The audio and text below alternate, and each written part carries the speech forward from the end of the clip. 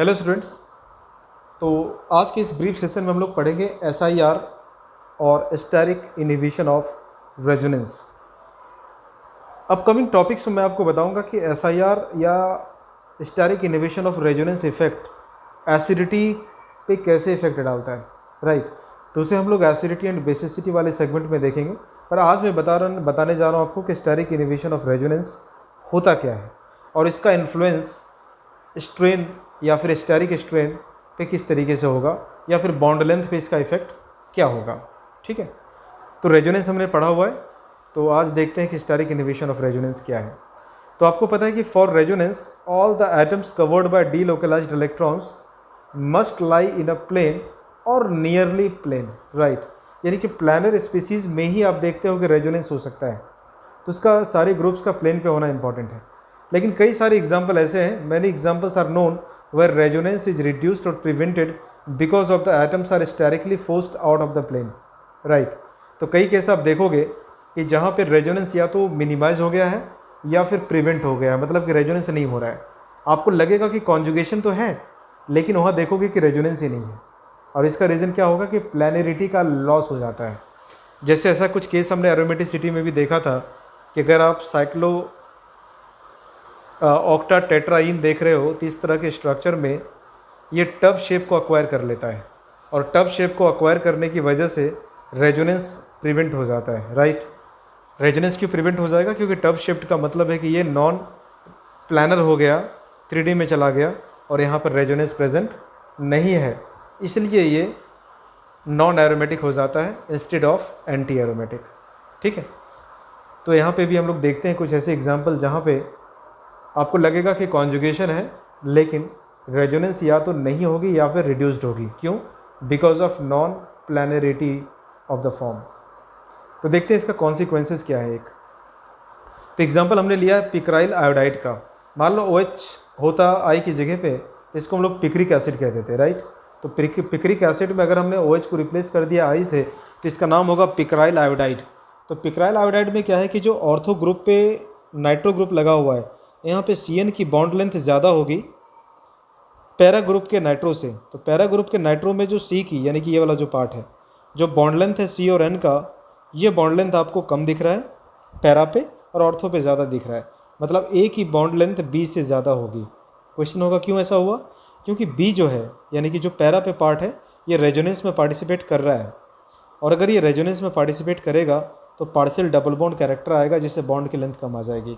लेकिन ऑर्थो पे steric hindrance की वजह से, क्योंकि 3 ग्रुप देख रहे हो जो साथ मतलब साइड बाय साइड हैं, 2 नाइट्रो ग्रुप है और एक आयोडाइड का ग्रुप है, जो तीनों साइड बाय साइड हैं, उसकी वजह से जो NO2 ग्रुप ऑर्थो पे प्रेजेंट है, ये फोर्स्ड हो जाएगा आउट ऑफ द प्लेन, और जैसे ये प्लेन के बाहर चला गया तो फिर ये रेजोनेंस में पार्टिसिपेट नहीं करेगा। और अगर ऐसा हुआ तो यहाँ पर सिंगल बॉन्ड कैरेक्टर आ गया C और N के बीच में, तो सिंगल बॉन्ड की लेंथ ज़्यादा होगी 1.45 एंगस्ट्रॉम, जबकि पार्शियल डबल बॉन्ड कैरेक्टर जो पैरा पे आ रहा है वो 1.35 एंगस्ट्रॉम होगा। और ऐसा क्यों हुआ? SIR इफेक्ट की वजह से हुआ। ठीक है, तो this phenomenon can be explained if the oxygen of the para nitro group are in the plane of the ring, यानी रेजोनेंस पैरा में है और ऑर्थो में रेजोनेंस नहीं है। ऑर्थो में रेजोनेंस नहीं होने की वजह से बॉन्ड की लेंथ ज़्यादा है, और पैरा में रेजोनेंस की वजह से बॉन्ड की लेंथ कम हो गई, क्योंकि पार्शियल डबल बॉन्ड कैरेक्टर आ गया है, राइट। एक दूसरा एग्जांपल देखते हैं जिसमें है इन 5 पैरा साइक्लोफेन, ये वाला पार्ट, और इसमें देख रहे हो कि एक शॉर्ट ब्रिज भी बना हुआ है। तो this is the shortest para bridge known of a benzene ring. This forces the benzene ring to become boat shaped. तो बेंजीन रिंग यहाँ पर एरोमेटिक तो होगा, लेकिन सिंस ये डिस्टॉर्टेड है, बोट शेप्ड है, तो स्टेबिलिटी यहाँ पे कम हो जाती है, राइट। अब आपने कभी सुना तो नहीं होगा ना कि बेंजीन जो है वो बोट शेप्ड का हो गया, क्योंकि बेंजीन तो प्लानर रिंग है, एरोमेटिसिटी भी प्रेजेंट है, लेकिन यहाँ पे जो ये ब्रिजिंग स्ट्रक्चर प्रेजेंट है, इसकी वजह से जो बेंजीन का रिंग है वो बोट शेप्ड का हो जाता है। तो बेंजीन रिंग का यहाँ पर बोट शेप्ड का होना क्या कह रहा है? That is because of boat shaped benzene ring is because of SIR और स्टेरिक इनहिबिशन ऑफ रेजोनेंस। तो जो स्टेरिक क्राउडिंग है ब्रिजिंग ग्रुप्स की, उसकी वजह से ये नॉन प्लानर हो जाता है और जिसकी वजह से रेजोनेंस यहाँ पे क्या हो गया, रिड्यूस्ड हो गया है, राइट। अब देखते हैं कि कुछ और एग्जांपल हैं जिनको हम टॉर्मेंटेड एरोमेटिक सिस्टम कहते हैं, यानी कि प्लानरिटी जैसे जैसे लूज होती जाएगी वो नियरली नॉन प्लानर सा होता जाएगा और या तो रेजोनेंस जो है वो कम होता जाएगा या फिर वैनिश होता जाएगा। The structures where benzene rings are forced out of the planarity, जिसमें पहला एग्जांपल है 7 सर्कुलिन का, ये वाला। तो 7 सर्कुलिन में आप देखोगे कि इसमें 7 ग्रुप लगे हुए हैं, ये 1 2 3 4 5 6 7 सर्कुलिन के अंदर, और इतने सारे रिंग और इलेक्ट्रॉन क्लाउड जब साइड बाय साइड आएंगे तो इलेक्ट्रॉनिक रिपल्सन की वजह से क्या होगा, प्लानरिटी यहाँ पे लूज हो जाएगी। तो नेक्स्ट स्ट्रक्चर है 8 फिनाइल टेट्राबेंज ACH एंथ्रासीन, यानी मैं इसकी बात कर रहा हूँ, राइट।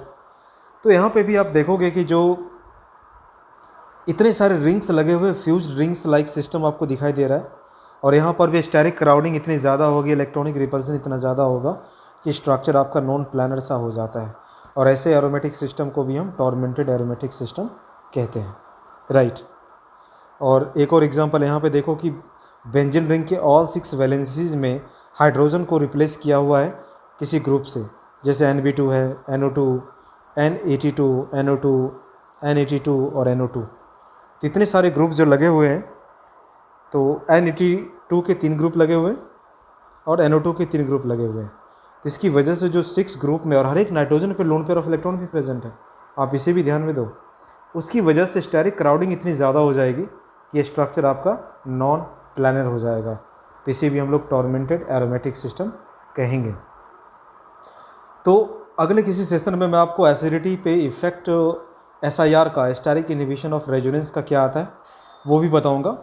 तो लेक्चर को मैं यहीं पे कंक्लूड कर रहा हूँ। Till then take care, thank you so much.